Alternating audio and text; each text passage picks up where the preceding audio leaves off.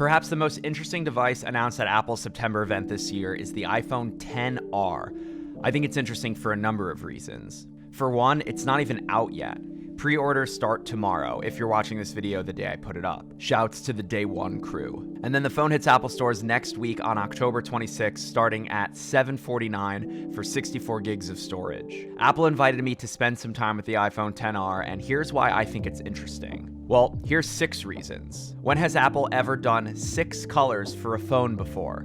No, the 5C came in 5 colors. This blue one is definitely my favorite. If you end up getting a blue box logo crew neck this season and a blue iPhone XR, please DM me a mirror selfie on Instagram. I'm serious. The iPhone XR has the same processor as Apple's premium flagship devices, the XS and XS Max, and that A12 Bionic benchmarks extraordinarily well. Somehow Apple year over year steps up its chip game, and this year is no exception. And by now you've noticed the notch design, and to be frank, I definitely don't love it, but I have gotten really used to rounded corners and I prefer them. Interestingly, the iPhone XR has an LCD, and it's razor sharp, and looks just as good, if not better, than the XS. But because it's LCD, you've got significantly larger bezels, something that you also probably noticed by now. It was jarring at first, but unless you're juxtaposing the two, it's alright.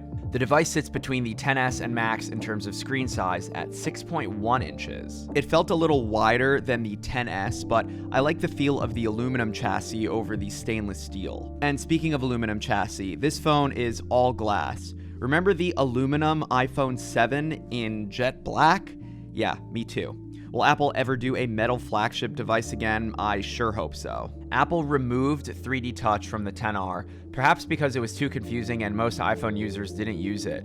You still get haptic feedback in the operating system. I don't think people buying the XR will miss it. And no, this phone does not have a headphone jack. And then the cameras. On the front, the exact same setup as the XS. So yes, portrait mode selfies.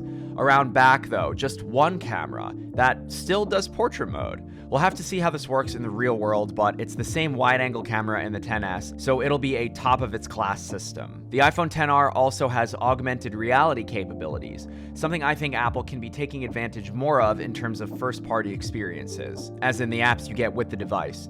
Do you use Animoji or Memoji? I don't. Oh, and then one last thing. Apple moved the SIM card slot. For whatever reason, it's now lower.